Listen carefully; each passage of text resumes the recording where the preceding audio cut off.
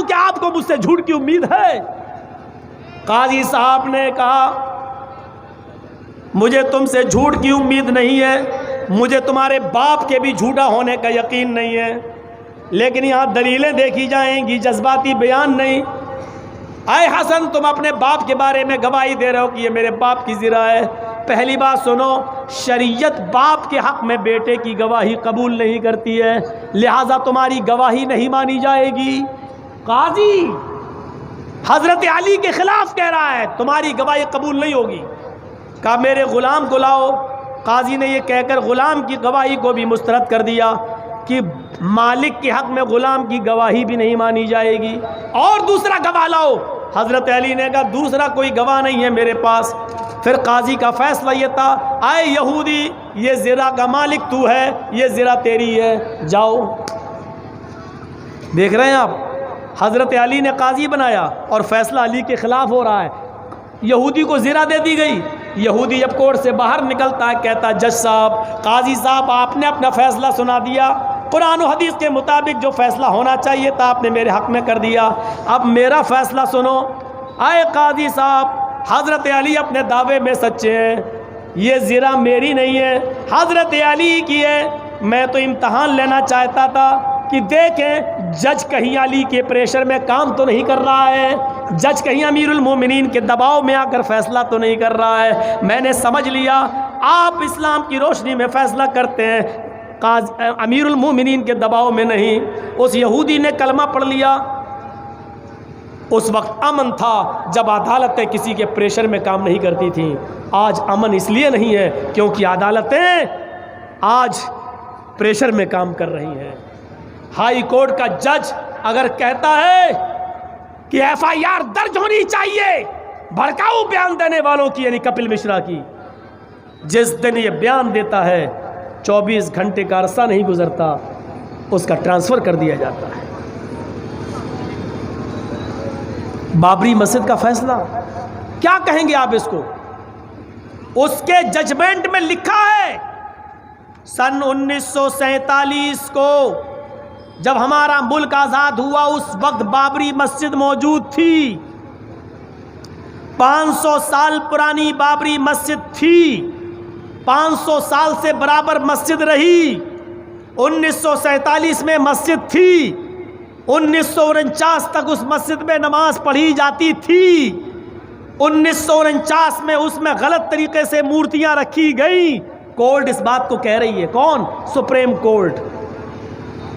اور 6 دسمبر 92 کو، سن 92 میں 6 دسمبر کو بابری مسجد کو جو شہید کیا گیا، توڑا گیا اس ڈھانچے کو، اس مسجد کو، وہ بھی غیر قانونی تھا۔ جو لوگ یہ کہتے ہیں مندر توڑ کر مسجد بنائی گئی، وہ لوگ مندر ہونا ثابت نہیں کر پائے، لہذا یہ غلط ہے کہ مسجد مندر توڑ کر بنائی گئی۔ اتنی چیزیں ہمارے پکش میں تھی، لیکن اس کے باوجود فیصلہ کیا ہے؟ یہ جگہ رام للا کو دی جاتی ہے اور مسلمانوں کو ایودھیا میں کسی دوسری جگہ پر 5 ایکڑ زمین دے دی جائے۔ یہ ہوتا ہے فیصلہ ہمارے سپریم کورٹ کا۔ اور پھر بھی ہم نے امن اور شانتی کو بحال رکھنے کے لیے یہ کہہ دیا کہ سپریم کورٹ کا فیصلہ ہمیں منظور ہے، ہم سے زیادہ امن والا لے کے آؤ، ہم سے زیادہ شانتی والا لے کے آؤ۔ اگر سپریم کورٹ کا فیصلہ ہندوؤں کے حق میں مسلمانوں کے حق میں چلا جاتا تو دلی سے بڑا جھگڑا ہوتا، دلی سے بڑی لڑائیاں ہوتی، دلی سے بڑی گنڈا گردی ہوتی۔ میرے بھائیوں، اتنا کلیجہ نہیں ہمارے بھائیوں کے پاس کہ اتنا بڑا فیصلہ اپنے خلاف سن لیتے۔ ہم نے ہمیشہ اس دیش میں امن چاہا، اس لیے سب کچھ ہم نے امن کی خاطر قربان کر دیا، برداشت کر لیا۔ دھارا 370 کشمیر سے ہٹائی گئی، ہم نے برداشت، کوئی بات نہیں، امن چاہتے تھے۔ ٹرپل طلاق کا مسئلہ ہم نے یہ نہیں دیکھا کہ میرے فیور میں کیا تمہارے فیور میں کیا، پوری مسلم کمیونٹی سے جوڑا، لیکن وہ بھی آپ نے سپریم کورٹ سے اپنے آپ کا فیصلہ تو چلا گیا بی جے پی گورنمنٹ کے حق میں، ہم اس پر بھی خاموش رہے۔ کیا کیا آپ ہمارا امتحان لوگے؟ ہم نے اس دیش میں ہمیشہ امن و سکون چاہا، ہمیشہ امن و سکون چاہا۔ حضرت عمر فاروق کے اس واقعے سے آپ کیا سبق حاصل کرنا چاہتے ہیں؟ غور کرو، ایک یہودی لڑکا عمر ابن عاص ملک شام کے گورنر کے بیٹے سے کہتا ہے अमर इब्न आस का बेटा यहूदी बच्चे से कहता है, सुना बहुत अच्छा घोड़ा दौड़ाते हो, हमसे दौड़ा कर दिखाओ। दोनों ने घोड़ा दौड़ाया, यहूदी बच्चा घोड़े से आगे निकल गया, अमर इब्न आस का बेटा पीछे रह गया। अमर इब्न आस के बेटे को गुस्सा आया, वो निकला और कहा तेरी हिम्मत कैसे पड़ी मुझसे आगे निकलने की। उसने एक थप्पड़ उठाकर जड़ दिया यहूदी के बच्चे के। यहूदी का बेटा कहता है, मैं तुम्हारा मुकदमा इस शहर के गवर्नर की अदालत में ले जाऊंगा, अमर इब्न आस के पास ले जाऊंगा, अमर इब्न आस के पास मैं तुम्हें सज़ा दिलवाऊंगा। अमर इब्न आस का बेटा कहता है, आ यहूदी बच्चे तू कहीं भी चला जा, मेरा कुछ नहीं होगा, तू कहीं भी चला जा, मेरा कुछ नहीं होगा। तू जिस गवर्नर का नाम ले रहा वो मेरा बाप है, मैं शहर के गवर्नर का बेटा हूँ, मेरा कुछ नहीं होगा। यहूदी बच्चा कहता, अच्छा तुम गवर्नर के बेटे हो, हाँ तब तो वाकई कुछ नहीं होगा। वो खामोश हो गया। एक महीने के बाद मदीने से गश्त करते हुए हज़रत उमर फ़ारूक मुल्क शाम आते हैं, मुल्क शाम की आवाम को जमा करते हैं और अपने कायम करदा गवर्नर अमर इब्न आस के बारे में पूछ रहे हैं, बताओ तुम्हें इनसे कोई शिकायत तो नहीं है, तुम्हें इनसे कोई शिकायत तो नहीं है। यहूदी भी मौजूद है, ईसाई भी मौजूद है, तुम्हें इनसे कोई शिकायत तो नहीं है, तुम्हें इनसे कोई शिकायत तो नहीं है। सारे लोग बोलते हैं कोई शिकायत नहीं है। उसी में एक छोटा सा बच्चा है, वो कहता है, आप उमर हैं? जी। आप अमीरुल मोमिनीन हैं? हाँ बेटे। बोलो क्या बात है? कि मुझे थोड़ी सी शिकायत है। उस 12-13 साल के बच्चे को अमीरुल मोमिनीन ने कहा, इधर आओ बेटे, बताओ। आए अमर इब्न आस, तुम्हें उस बच्चे की तरफ घूर के देखने की ज़रूरत नहीं है, इधर आओ। उसको अपनी गोद में बिठाया, यहूदी बेटे को, बच्चे को अपनी गोद में बिठाया, कहा अमीरुल मोमिनीन मुझे शिकायत ही है, दिल खोल के बोलो, तुम्हें कोई नहीं रोक रहा है। गौर करो, बेटा यहूदी उमर फ़ारूक अपनी गोद में बिठा रहे हैं। कहा क्या शिकायत है? कहा अमीरुल मोमिनीन ये गवर्नर है अमर इब्न आस, इनके बेटे ने हमसे कहा कि घोड़ा दौड़ाओ, देखे कौन आगे निकलता है। उनके बेटे ने अपना घोड़ा दौड़ाया, मैंने अपना घोड़ा दौड़ाया, हम आगे निकल गए, इनका बेटा पीछे रह गया। इतनी सी बात पर उनके बेटे ने मेरे गाल पे थप्पड़ मार दिया। आप हमें इंसाफ दिलाइए। हज़रत उमर ने कहा, बेटे जब तुम्हारे चेहरे पे थप्पड़ मारा तो तुमने अमर इब्न आस से शिकायत क्यों नहीं की, इस शहर के गवर्नर से शिकायत क्यों नहीं की? कहा अमीरुल मोमिनीन में आना चाहता था, जब मैंने इनके बेटे से कहा कि मैं शहर के गवर्नर से शिकायत करूंगा तो इनका बेटा बोला मेरा कुछ नहीं होगा, मैं शहर के गवर्नर का बेटा हूं, मैं अमर इब्न आस का बेटा हूं, तो मैं पीछे हट गया। मैंने सोचा कि फिर वाकई मेरा कुछ नहीं होगा। इनके बेटे ने ये जुमला कहा तो मैं रुक गया। हज़रत उमर फ़ारूक ने घूर कर अमर इब्न आस को देखा। अमर इब्न आस ने कहा, अमीरुल मोमिनीन मेरा बेटा हाजिर है। अरे अमर इब्न आस के बेटे, ये बच्चा जो बोल रहा है सच बोल रहा है। कहा अमीरुल मोमिनीन एक एक लफ्ज़ सच्चा है। खड़े हो जाओ। आए यहूदी बेटे, जितनी ज़ोर से इसने तुम्हें थप्पड़ मारा था उतनी ज़ोर से तुम भी इसको थप्पड़ मारो। सबके सामने उस यहूदी लड़के ने अमर इब्न आस के बेटे के चेहरे पे थप्पड़ मारा। उसके बाद अमीरुल मोमिनीन ने अपने ग़ुलाम से कहा, आए खादिम अब तुम खड़े हो। खादिम खड़ा हुआ। देखिए हिसाब हो गया, यहूदी ने मारा था, अमर इब्न आस के बेटे ने मारा था, यहूदी ने मार लिया, किस्सा बराबर, बदला हो गया, इंतकाम ख़त्म। लेकिन नहीं, अभी इंतकाम बाकी है। अब देखिए क्या कर रहे हैं हज़रत उमर। आए मेरे गुलाम खड़े हो जाओ, जिसके साथ आए थे खड़ा हो गया। आए अमर इब्न आस इधर आओ। अमर इब्न आस को करीब किया। आए मेरे गुलाम, आए खादिम, एक जोरदार थप्पड़ इस लड़के के बाप, इस शहर के गवर्नर अमर इब्न आस के चेहरे पर भी मारो। थप्पड़ गुलाम ने अपने आका, अपने मालिक का कहना मानते हुए शहर के गवर्नर अमर इब्न आस के गाल पर भी थप्पड़ मारा। अमर इब्न आस के गाल पे थप्पड़ पड़ा लेकिन कुछ नहीं बोले। हाथ नीचे किया, फरमाया अमीरुल मोमिनीन क्या मेरे सवाल का जवाब मिलेगा? कहा बोलो। मेरे बेटे ने यहूदी बच्चे को मारा, मैंने अपने बेटे को पेश कर दिया, یہودی بچے نے میرے بیٹے کو مار لیا، معاملہ رفع دفع ہو گیا، ختم ہو گیا۔ لیکن یہ تھپڑ جو آپ نے سب کے سامنے انسلٹ کراتے ہوئے میرے چہرے پر، میرے گال پہ پڑوایا، یہ کیا تھا؟ یہ میرے اوپر ظلم نہیں ہے تو اور کیا ہے؟ حضرت عمر نے کہا نہیں، یہ تھپڑ میں نے تیرے چہرے پر اس لیے پڑوایا ہے عمر کہ تیرے بیٹے کو تو نے، اپنے بیٹے کو تو نے صحیح تربیت نہیں دی، صحیح تعلیم نہیں دی۔ اگر تو نے اپنے بیٹے کو صحیح تعلیم دی ہوتی تو تیرا بیٹا یہودی بچے کو تھپڑ مارتے ہوئے یہ نہیں کہتا کہ میرا باپ اس شہر کا گورنر ہے، میرا کچھ نہیں ہوگا۔ تمہیں معلوم ہے کہ اسلام لانے کے بعد امیر و غریب سب برابر ہوتے ہیں، عوام و رعایا اور حاکم سب برابر ہوتے ہیں۔ اگر جرم تم کرو گے تو سزا تمہیں ملے گی، تمہارا بیٹا کرے گا تو اس کو بھی ملے گی۔ تمہارا جرم یہ تھا کہ تم نے اپنے بیٹے کی صحیح تربیت نہیں کی، صحیح تعلیم نہیں کی۔ اب یہ تھپڑ تمہیں زندگی بھر احساس دلائے گا۔ اب تم اپنے گھر میں اپنی بیوی اور بچوں کو صحیح تربیت دو گے اور تمہاری اولاد گھر نکلنے کے بعد بھی عام ناگرک سمجھے گی اپنے آپ کو۔ میرے بھائیوں، یہ عدل اور انصاف کی ایسی کسوٹیاں تھی کہ جس کو پڑھ کر مہاتما گاندھی بھی چیخ پڑے، اس دیش میں امن، سکون اور شانتی تبھی بحال ہوگا جب اس دیش میں عمر فاروق جیسا عدل اور ان کا جیسا انصاف قائم ہو جائے گا۔ مہاتما گاندھی اس دیش کی سرکشا کو سمجھتے تھے، اس لیے عمر کی مثال دے گئے۔ گوڈسے اور ساورکر کی اولادیں جانتی ہیں کہ دیش کو کیسے تباہ کیا جائے، اس لیے وہ دیش کو تباہ کرنے میں لگے ہوئے ہیں۔ یہ عدل و انصاف کے معاملے تھے۔ غور کرو، ایسا ہو سکتا ہے؟ یہاں تو مرنے والوں کا حال نہیں پوچھا جاتا، اور وہاں عمر جب نکلے گشت کرنے کے لیے تو دیکھا ایک آدمی گھر کے باہر بیٹھا رو رہا ہے، اس کے پاس بیٹھ گئے، کیا ہوا؟ ارے جا، تو اور میرے ناک میں دم کرنے آ گیا، ارے جا، میں ویسی پریشان ہوں۔ تو ایک تو بھیس بدل کے، پہچانا نہیں کون۔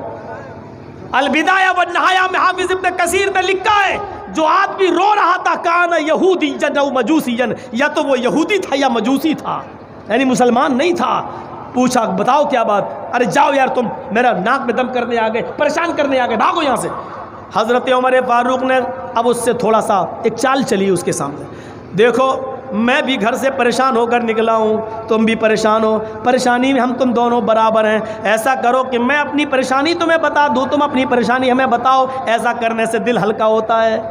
اس کی پریشانی جاننا چاہ رہے ہیں۔ اس نے کہا میں تو آپ کو جانتا نہیں ہوں آپ کون ہیں، لیکن چلو غم کے مارے دونوں ہیں، اس لیے ہم اپنی پریشانیاں آپ کو بتاتے ہیں۔ دیکھو اتنی تیز بارش ہو رہی ہے، میری بیوی کو درد ہو رہا ہے، بچے کی پیدائش قریب ہے، وہ درد سے کراہ رہی ہے۔ اب بتائیے محلے میں دایا نہیں ہے، جو دایا تھی وہ کہیں دوسری جگہ جا چکی ہے، میری بیوی درد سے اتنا کراہ رہی ہے کہیں مر نہ جائے، مجھے میری بیوی کے غم نے نڈھال کر دیا ہے، اب میں بارش میں کہاں دایا کو ڈھونڈنے جاؤں؟ حضرت عمر نے کہا اچھا یہ پرابلم ہے کہ ہاں بیٹھو ابھی میں آتا ہوں۔ کہا کیوں؟ کہا میری بیوی بہت ایکسپرٹ ہے، بہت ہوشیار ہے بچے کی ڈلیوری کرنے میں۔ گئے عاتقہ، ارے اتنی رات میں آپ نے مجھے اٹھایا، کبھی نہیں اٹھاتے تھے، کیا ہوا؟ آج بہت بڑا نیک کام ہے، جنت حاصل کر لو، میری بیوی اٹھو، آج جنت خود قدموں پہ آ رہی ہے تمہارے۔ کہا کیا؟ تمہاری یہودی بہن کو یا مجوسی بہن کو ڈلیوری ہو رہی ہے، کوئی دایا نہیں مل رہی ہے، درد سے پریشان ہے کہیں مر نہ جائے، چلو تم ایکسپرٹ ہو بچے کی پیدائش کرنے میں۔ ارے اس میں کیا بات ہے؟ جلدی سے تیل لیا اور کپڑا لیا اور چل دی حضرت عمر کے ساتھ۔ حضرت عمر اپنے بھائی کے پاس، یہودی کے پاس بیٹھ گئے اور بیوی ان کی اندر چلی گئی۔ تھوڑی دیر میں مالش والش کر کے دھیرے دھیرے بچے کو نیچے لا کر تھوڑی ہی دیر میں ڈلیوری ہو گئی اور بچہ چیخنے لگا، رونے کی آواز آئی، وہ خوش ہو گیا آدمی اور حضرت عمر سے کہنے لگا ڈلیوری ہو گئی، لگتا ہے میرے گھر میں پیدائش ہو گئی۔ حضرت عمر نے کہا ہاں ابھی رکو، تھوڑے سے اور اوپر کے کام ہوتے ہیں، ناڑ وغیرہ کاٹنا، بچے کو صاف کرنا۔ تھوڑی دیر لگی تو ادھر سے عمر فاروق نے پوچھا بی بی کیا ہے؟ کیا یہ آدمی اپنے بچے کو دیکھ سکتا ہے؟ فارغ ہو گئی ہو، ڈلیوری ہو گئی؟ اندر سے آواز آتی ہے ان کی بیوی عمر فاروق کی، بولتی ہے امیر المومنین اپنے دوست کو خوشخبری سنا دو کہ اللہ نے تمہیں بیٹا دیا ہے۔ اللہ نے تمہیں بیٹا دیا ہے۔ امیر المومنین ان کی زبان سے نکل گیا، اور باہر جو آدمی بیٹھا تھا اس کی کان میں امیر المومنین کا جملہ پہنچا تو کہا کہ آپ امیر المومنین، آپ عمر ہیں؟ تو حضرت عمر فاروق نے مسکراتے ہوئے کہا نہیں، میں خادم ہوں، امیر المومنین نہیں، خادم۔ خادم کا صحیح ترجمہ جانتے ہو کیا ہے؟ آج کے زمانے میں اگر خادم کا صحیح ترجمہ کیا جائے تو اس کا ترجمہ ہوگا چوکیدار۔ یہ ترجمہ میں نے کیوں کیا یہ آپ بھی اچھی طرح سمجھ رہے ہوں گے۔ خادم کا ترجمہ چوکیدار۔ حضرت عمر نے کیا کہا؟ میں امیر المومنین نہیں، میں چوکیدار ہوں۔ یہ جملہ میں نے اس لیے استعمال کیا کہ جو لوگ اپنے آپ کو چوکیدار کہہ رہے ہیں وہ سمجھے کہ چوکیدار کیسا ہوتا ہے اور چوکیدار کے کیا فرائض ہوتے ہیں۔ تو مرنے والوں کی حالت بھی پوچھنے نہ جاؤ، وہاں ڈیلیوری کے لیے بھی اپنی بیوی کو لے جا رہے ہیں، وہ یہودی ہے یا مجوسی ہے یہ نہیں دیکھ رہے ہیں۔ یہ تھا سب کا ساتھ، سب کا وکاس اور سب کا وشواس۔ اسی لیے مہاتما گاندھی نے کہا تھا کہ عمر فاروق، میں کہاں کہہ رہا ہوں اسلام نافذ کر دو، میں تو یہ کہہ رہا ہوں کہ اچھی چیز جہاں سے ملے لے لینا چاہیے۔ اگر عمر فاروق سے اچھی چیز مل رہی تو لے لینا چاہیے۔ ہمیں ہندو بھائیوں سے اچھی چیز ملتی ہے تو ہم ویدوں کے منتر اور رامائن اور گیتا کے شلوک بھی پڑھ دیتے ہیں، اچھے ہیں، ہمیں اچھی لگ رہی ہے، پڑھ کے سنا رہے ہیں۔ آپ کو بھی اگر ہمارے مذہب کے کسی آدمی کے کارنامے اچھے لگ رہے ہیں تو ایکسیپٹ کر لو، اس کو لے لو اور اپنے ملک کے اندر نافذ کرو۔ انشاءاللہ ملک میں امن ہوگا، امان ہوگا، شانتی ہوگی، اور اسی طریقے سے امن و امان کا ماحول بنے گا۔ میں نے اپنے 2 گھنٹے پورے کر دیے ہیں میرے بھائیوں، زیادہ دیر اب ہم بول بھی نہیں پائیں گے کیونکہ یہاں سب سے زیادہ لیٹ ٹائم ملتا ہے، اور جگہوں پر تو ہمیں 12 بجے 11 بجے ٹائم دے دیتے ہیں، لیکن بتائیے 2-2:30 بجے، یا اللہ تھوڑا سا ہمارے اوپر بھی رحم کیجئے۔ میرے بھائیوں ایک بات اور سن لیجئے، میں بہت بے باک ہوں اس معاملے میں۔ دین کا کام ہمیں اور آپ کو سب کو مل کے کرنا ہے، تو دین کے کام کو دین سمجھ کے کرنا چاہیے۔ میرا نام اشتہار میں دے دینا کمال نہیں ہے، لیکن پہلے منظوری ملے تب دینا چاہیے۔ بہت سے لوگ اشتہار میں میرا نام میری منظوری کے بغیر دے دیتے ہیں، جو مجھے پسند نہیں ہے، کیونکہ اس علاقے میں جب میں جاؤں گا نہیں تو لوگ کہیں گے مولانا جرجیس نے دھوکہ دیا ہے۔ اب بتائیے یہ کون سی جگہ ہے؟ یہ جاتا کوٹھی ہے؟ جاتا کوٹھی کوئی جگہ ہے؟ جیا جوری جاتا کوٹھی میں کوئی جلسہ ہو رہا ہے بھائی 3-4 اپریل کو، جو بھی ہو، ہم جاتا کوٹھی لکھا ہے اشتہار پہ، اس لیے ہم جاتا کوٹھی بار بار کہہ رہے ہیں۔ جاتا کوٹھی لکھا ہے، جاتا کوٹھی مہنگاوا، یہ پڑھا میں نے، اس میں میرا نام پڑا ہے، میں نے منظوری دی ہی نہیں ہے، میں نے ٹائم ہی نہیں دیا ہے۔ اب اس جلسے میں ہم نہیں آئیں گے تو لوگ کیا کہیں گے؟ اے جرجی صاحب دھوکہ دے رہے ہیں۔ تو میرے بھائیوں مجھے بدنام مت کرو، ویسے ہی سب لوگ بدنام کرنے میں تلے ہوئے ہیں، آپ لیجئے۔ نہیں ہے، بہت سے مولانا ہیں، اب تو میری اسٹائل میں تقریر کرنے والے بیسیوں پیدا ہو گئے ہیں، تو آپ ان کو بلائیے، کام چلائیے کسی طریقے سے۔ اب تو منی جرجیز بہت پیدا ہو چکے ہیں، تو اب ہم ہر جگہ تو پہنچ نہیں پائیں گے۔ آپ کے جلسے ہونا چاہیے، دین کی خدمت ہو رہی ہے، کرنے چاہیے، ان سے بھی کام لینا چاہیے، لیکن اگر ہماری منظوری نہیں ہے تو آپ کو نام نہیں دینا چاہیے۔ ہر جگہ ہم جا بھی نہیں پائیں گے، لیکن بوریوں والوں نے ایک مرتبہ بلا لیا اور اپنی ڈائری پہ چڑھا لیا، تو انشاءاللہ بار بار آئیں گے، آئندہ سال بھی ہم یہاں پروگرام دینے کی کوشش کریں گے اور انشاءاللہ پہنچیں گے۔ تو اللہ تبارک و تعالیٰ سے ہماری دعا ہے کہ بار الہ تو ہمارے گناہوں کو معاف فرما دے، ہمارے دیش میں امن پیدا فرما، ہمارے دیش میں سلامتی پیدا فرما، ہمارے دیش میں بھائی چارہ پیدا فرما دے، ہندو مسلم سکھ عیسائی سب کو بھائی بھائی بن کر رہنے کی توفیق عطا فرما۔ الہ العالمین ہم تجھ سے دعا کرتے ہیں کہ جب تک تو ہمیں اس دنیا میں زندہ رکھے، اسلام پہ زندہ رکھنا، اور جب ہمارا خاتمہ ہو تو ایمان پر ہمارا خاتمہ فرمانا۔ وما علینا الا البلاغ المبین، وآخر دعوانا ان الحمد للہ رب العالمین۔ السلام علیکم ورحمۃ اللہ وبرکاتہ۔